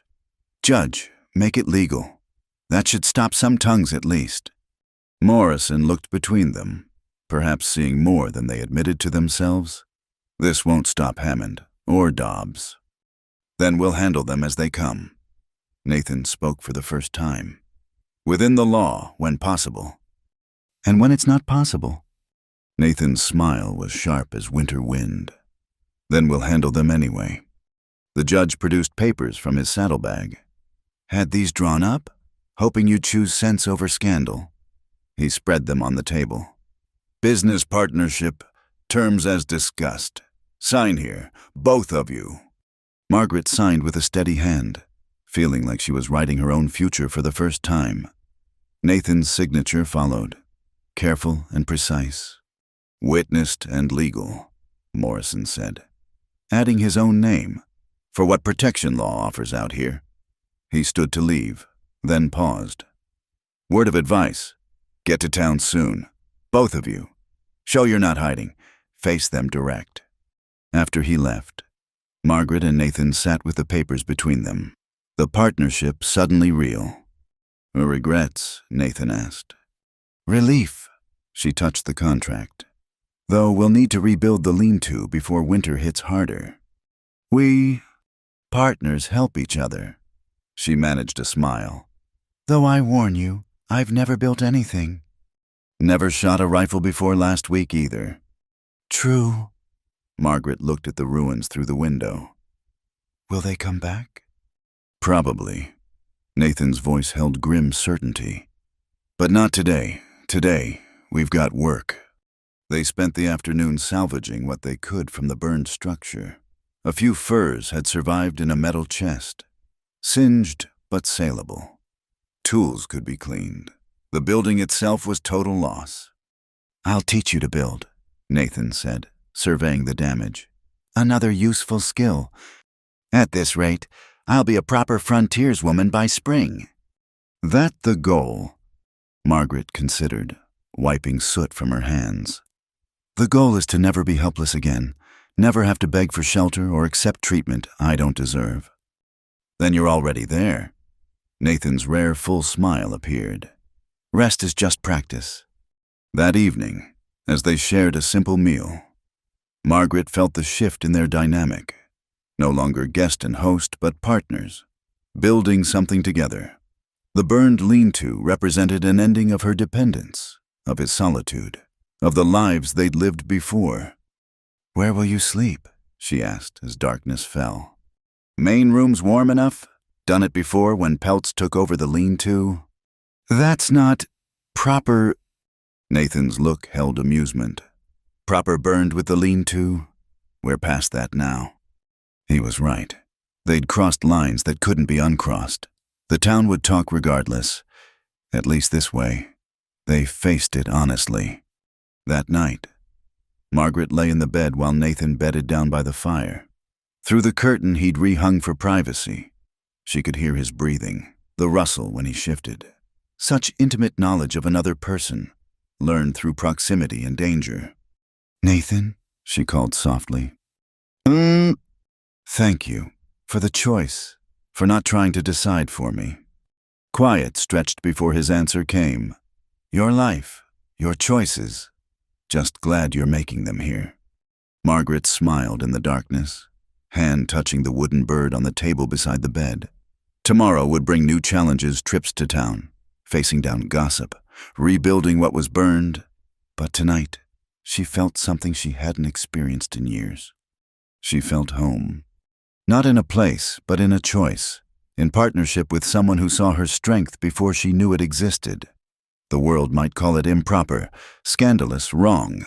But lying there, listening to Nathan's steady breathing and the pop of the fire, Margaret knew the truth.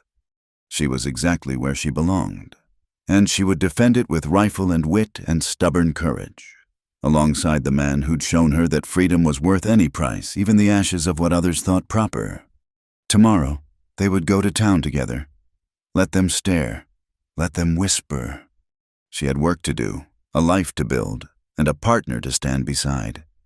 The rest was just noise. The tension had been building for days like weather before a storm. Margaret felt it in the way Nathan checked the windows more frequently, in how his hand never strayed far from his rifle. Their trip to town had gone peacefully, enough stares and whispers, but no confrontation. They'd conducted their business, faced down the gossip with heads high, and returned to find the cabin undisturbed. But peace was temporary in a place where hatred ran deeper than snow. The night they came, Margaret was transcribing Nathan's fur inventory into proper ledgers while he repaired a trap by the fire. The scratch of her pen and the soft scrape of his file created a domestic rhythm that had become precious in its simplicity. Then shouts in the darkness, torches appearing like angry stars through the windows. More than before, many more. "Get away from the windows," Nathan commanded, already moving. He barred the door, checked the shutters, counted ammunition with grim efficiency. "How many?" Margaret asked, though the growing noise outside made counting pointless. 20, maybe more." His face was stone, but she'd learned to read the tension in his shoulders. "This isn't harassment anymore. This is a mob." "Indian," Dobbs's voice boomed through the night. "Last chance to leave peaceable. Take your woman and go, or we'll burn you out." Through a crack in the shutters, Margaret could see them, a mass of mounted men, faces hidden by darkness and cloth, torches painting everything hellish orange. At their head, Jonas Hammond sat his horse like a general surveying a battlefield. "I know you're listening," Hammond called out. "Miss Thornbury, I'm offering one final chance at respectability. Come out now. Leave with me. And all is forgiven. Stay, and you'll burn with your savage." Margaret's hands clenched into fists. Respectability from men who attack in darkness like cowards. Nathan caught her arm before she could move to the door. "Don't give them a target." "1 minute," Dobbs shouted. "Then we come in." Nathan looked at Margaret, and in his dark eyes she saw goodbye. He was calculating odds. She realized 20 men, limited ammunition, nowhere to run. He would fight, but the outcome was inevitable. "No," she said fiercely. "We survived this together." "Margaret." "Together." She grabbed the shotgun. Or not at all. The minute passed like a year. Then came the rush boots on snow. Shouts growing closer. The crash of something heavy against the door. Nathan fired through the window, the rifle cracked deafening in the small space. Someone screamed outside. Margaret took the other window, firing the shotgun at shapes moving through the darkness. The kick nearly knocked her down, but she reloaded as Nathan had taught her. "The roof!" Nathan spun toward new sounds above. They were climbing up, trying to find a way in from above. Smoke began seeping through cracks. They'd set fires around the cabin's base. Margaret's eyes watered as she fired again, trying to drive back the shapes pressing closer. The door shuddered under repeated blows. An axe blade appeared through the wood. Withdrew. Struck again. Nathan fired steadily, conserving shots, but they both knew the truth. Too many, too determined. "I'm sorry," Nathan said suddenly, reloading with practiced speed. "Should have made you leave. Should have—" "Don't you dare!" Margaret turned to face him between shots. Don't you dare apologize for treating me as an equal. I chose this. Something in his expression broke. Margaret, The door exploded inward. Men poured through, and everything became chaos. Nathan fought like something from ancient stories, rifle butt swinging, knife appearing in his hand, moving with lethal grace. Margaret fired until the shotgun was torn from her grip, then grabbed the fireplace poker, swinging wildly. But there were too many. Nathan went down under multiple men. Margaret screamed his name, fighting to reach him, but hands grabbed her arms, her hair, dragging her back. She caught a glimpse of his face, bloodied but conscious, eyes finding hers across the melee. Enough! Hammond's voice cut through the violence. The fighting stopped, though men kept Nathan pinned. Hammond entered through the ruined door, stepping over debris with fastidious care. His eyes found Margaret, held captive between two men. Look at you, he said softly, covered in soot, fighting like an animal. Is this what you wanted? Is this better than being my wife? Yes, she spat the word like a curse. 1,000 times yes. His face darkened. You'd rather burn with a savage than live in comfort. I'd rather die free than live in your cage. Hammond backhanded her, the crack echoing in the sudden silence. Blood filled her mouth, but Margaret raised her chin, defiant still. The woman's made her choice, someone said quietly. Margaret was shocked to recognize Reverend Mills, the elderly minister from town. He pushed through the crowd, looking troubled. This isn't right. Jonas, night raids. Burning folks out, this isn't Christian. Stay out of this, old man, Dobbs growled. But Mills moved between Hammond and Margaret. I won't. You want to run them off? Do it legal. File papers. Go through the courts. But this, he gestured at the mob. This is murder waiting to happen. They're living in sin, Hammond protested. They signed partnership papers, legal ones. Judge Morrison told me himself. Mills's voice carried the authority of years behind a pulpit. What sin is there in business? You know damn well. I know you're about to commit murder for pride. Mills faced the crowd. Any of you ready to hang for Jonas Hammond's hurt feelings, because that's where this leads? You kill them tonight. Territorial marshals will come. Some of you will swing. Your families will suffer. For what? Because a woman chose different than you'd like. Murmurs ran through the mob. Some of the men shifted, uncertainty replacing bloodlust. Margaret saw faces she recognized: the baker, the farrier, men with families and businesses who'd been swept up in Hammond's rage. Reverend's got a point, someone muttered. Didn't sign up for murder.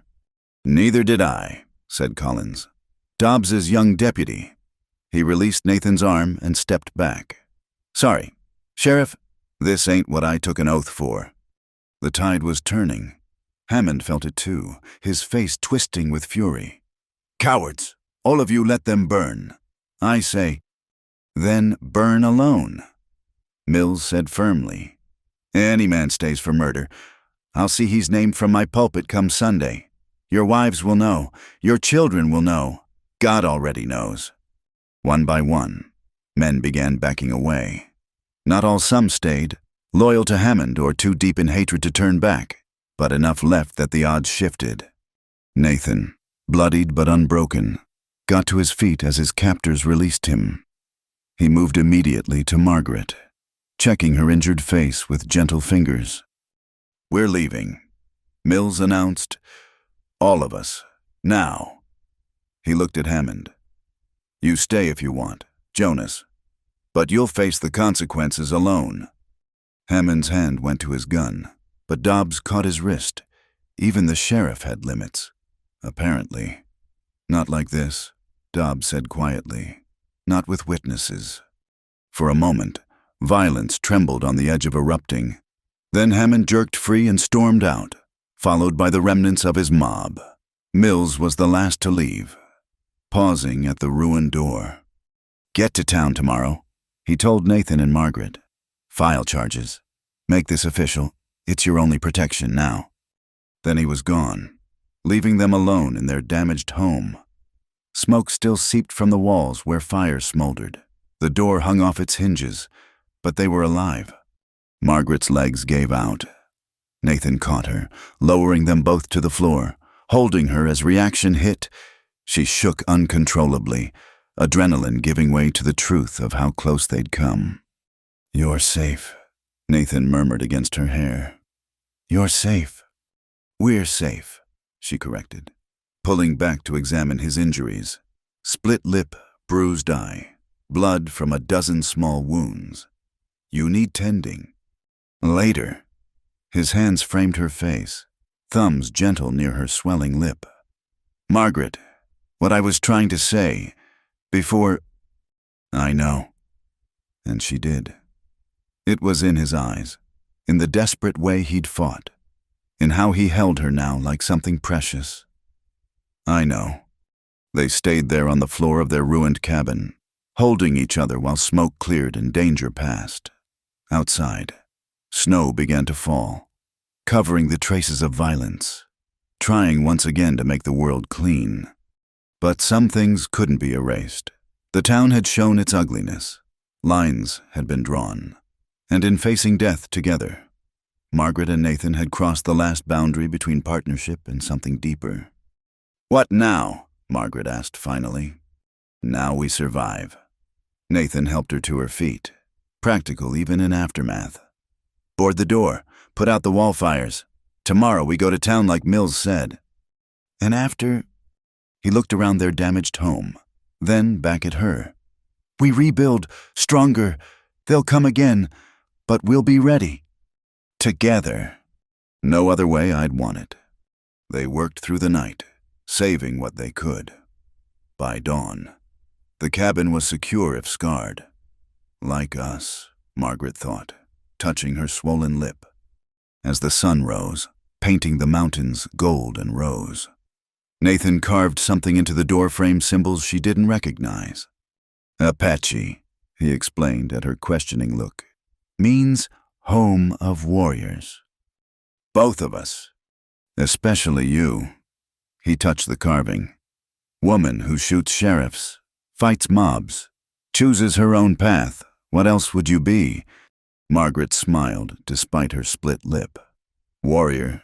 Yes, she supposed she was now. Forged in frontier fire, tempered by a man who saw strength where others saw only scandal. "Come," Nathan said, offering his hand. "Let's show the town we don't break." She took his hand, feeling the scars and calluses, the solid reality of partnership that had become more, whatever came next, legal battles, social exile, more night raids they would face as themselves. Not savage and scandal, but two souls who'd found each other in the storm and chosen to build something unbreakable. The wooden bird still sat on the windowsill, miraculously untouched by violence. Wings spread, ready to fly, no longer trapped by others' expectations. Like her, Margaret thought. Like them. Free? They stood before Judge Morrison in the small courthouse. Morning light streaming through windows that still bore bullet holes from some forgotten conflict. Margaret's face showed the purple-yellow remnants of Hammond's blow, while Nathan moved stiffly from his own injuries, but they stood together, hands nearly touching, presenting a united front to the world. "The charges have been filed," Morrison said, studying the papers before him. "Attempted arson, assault, incitement to riot. Sheriff Dobbs has been suspended pending investigation." He looked up at them. "Though finding witnesses willing to testify will be another matter." "Reverend Mills said he would," Margaret replied. "One voice against many who were masked." The judge sighed. "It's a start, but don't expect miracles. Justice moves slowly here, when it moves at all." Outside the courthouse, the town felt different. Where before there had been hostile stares, now Margaret sensed something else, uncertainty, perhaps even shame. A few people nodded as they passed. Mrs. Watson from the boarding house actually smiled. "Seems the Reverend's sermon had effect," Nathan observed. They stopped at the general store for supplies to repair the cabin. The proprietor, Thomas Garrett, served them without comment until they reached the counter. "Heard about the trouble?" he said quietly, wrapping their purchases. "Wasn't right. What happened? Man's home should be sacred." It wasn't an apology exactly, but it was acknowledgement. Margaret saw Nathan note it, file it away. Allies could be found in unexpected places.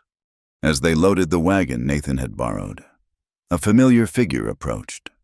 Jonas Hammond, dressed in his finest suit, looking every inch the prosperous rancher except for the ugly twist to his mouth. "Miss Thornberry," he said, ignoring Nathan entirely. "One final word." "There's nothing left to say. Mr. Hammond." "Isn't there?" He stepped closer, voice dropping. "You've made your point. Humiliated me before the entire town. But it's not too late. I'm still willing." "To what forgive me?" Margaret laughed, sharp and bitter. "I neither need nor want your forgiveness." Hammond's face darkened. "You'll regret this. When you're old and alone. When he's dead or gone. When you have nothing." "I'll have my choices," Margaret interrupted. "My freedom, my self-respect. Can you say the same?" "You'll have scandal, shame. No decent person will—" "Mr. Hammond." Nathan's voice cut quiet and dangerous. "The lady's made herself clear. Move on." Hammond finally looked at Nathan, and the hatred there made Margaret step instinctively closer to her partner. "This isn't over. Savage." "Yes," Nathan said simply. "It is. You lost the moment you tried to take by force what wasn't yours. She was never your property, never your bride, just a woman who found a better path." For a moment, violence trembled in the air. Then Hammond spat in the dirt and stalked away, the picture of thwarted entitlement. "He won't forget," Margaret said softly. "Neither will we." Nathan helped her onto the wagon seat. "But he's yesterday's storm. We've got tomorrow to build." The ride home was quiet, both lost in thought. As they crested the ridge above the cabin, Margaret gasped. The yard was full of people, not a mob this time, but neighbors with tools and lumber. Reverend Mills met them at the gate. Figured you could use help with repairs. Christian thing to do. Margaret felt tears threaten as she recognized faces: the baker's wife, the schoolteacher, even young Deputy Collins out of uniform. Not everyone from town, not even a majority, but enough. "Thank you," she managed. "Don't thank us yet," Mills said with a slight smile. "We're here to work, not socialize. Still plenty of folk who think you're living in sin. But wrong is wrong, and what happened here was wrong." They worked through the day patching walls, fixing the door, rebuilding what mob hatred had tried to destroy. Margaret found herself beside Mrs. Garrett, the storekeeper's wife, mixing mortar to chink the logs. "Was a time I'd have been with them." "Mrs." Garrett said quietly. "Thought I knew what was proper, what was right. Then I watched Jonas Hammond these past days, saw the ugliness in him, made me wonder what else I'd been wrong about." It wasn't friendship exactly, but it was a beginning. Throughout the day, Margaret caught similar moments, small acknowledgments that the world was more complex than simple prejudice allowed. As the sun set, the helpers departed, leaving the cabin stronger than before. Nathan and Margaret stood in their repaired doorway, watching the last wagon disappear down the trail. "Never thought I'd see that," Nathan said quietly. "People can surprise you." Margaret touched the new door frame, solid under her fingers. "Though I noticed the Apache symbols are gone. Carved new ones." He showed her marks on the inside frame. "These mean sanctuary. Seemed more fitting now." Inside, they prepared a simple meal, moving around each other with the ease of long partnership. The wooden bird caught the lamplight from its perch on the windowsill, unchanged by all the violence around it. "I've been thinking," Margaret said as they ate, "about the business. We could expand not just furs, but supplies for travelers. This trail sees more traffic each year." Nathan nodded slowly. "Would need more storage, maybe another building." I could manage it, handle orders, inventory, correspondence. She warmed to the idea. We're far enough from town to be convenient for folks who don't want to make the full journey. Trading post. Nathan's almost smile appeared. Could work. They discussed plans as they cleared the table, practical details that felt like hope given form. When Margaret yawned, Nathan gestured to the bed. Rest. Been a long day. Where will you sleep? The lean-to's still gone. By the fire, like before. But it wasn't like before. Too much had passed between them, danger faced together. Truths, spoken and unspoken. Margaret hesitated, then made her choice. Nathan, the bed's large enough for two. If we're careful, proper. He went very still. Margaret, I know what I'm asking. She met his eyes steadily. I know what it means, but I'm tired of pretending there isn't this between us. This, his voice was carefully neutral. Whatever we are to each other, more than partners, more than friends. She took a breath, choosing courage. I came here as another man's bride, but somewhere between that first night and now, I became yours, if you'll have me. The silence stretched like spun glass, fragile and bright. Then Nathan crossed to her, movements deliberate. His hands framed her face with infinite gentleness. Been yours since you shot my roof, he said softly. Maybe before, just didn't have words for it. And now I have words. His thumb traced her cheekbone. Love, choice, forever if you want it. I want it. The words came fierce and sure. I want you. Want this life we're building. Want to wake beside you and face whatever comes. No preacher will marry us. No town will recognize it. Then we'll marry ourselves, under sky and stars, with the mountains as witness. Margaret covered his hands with hers. I've had enough of other people's approval. Nathan smiled then, full and true. Practical woman, another reason to love you. Love. The word hung between them like a blessing. Margaret pulled him down for a kiss there first, she realized with wonder, gentle despite split lips and bruises, careful of each other's hurts while promising healing to come. When they parted, Nathan rested his forehead against hers, sure about this last chance to choose different. I chose the night you gave me shelter. Every day since has just been saying yes again. She smiled. I'm done running from what I want. They prepared for bed with new awareness, hanging a blanket for privacy while changing, moving carefully around each other. When Margaret lay down, Nathan hesitated until she patted the space beside her. Just sleeping, she said softly. For now, we have time to learn the rest. He lay beside her, careful not to touch until she took his hand, threading their fingers together. Such a simple thing, but it felt like a vow. Tell me about tomorrow, she said into the darkness. Tomorrow we start the trading post, file the paperwork, make it real. His thumb moved across her palm. Tomorrow we live without apology. And the day after? Same thing. Day after that too, until the world gets tired of objecting and lets us be. Margaret smiled, feeling the solid warmth of him beside her, the reality of choice made freely. Outside, wind moved through the pines, and snow began to fall again. But inside was warmth and safety and the beginning of forever. Nathan, she whispered. Thank you for seeing me, for giving me the chance to see myself.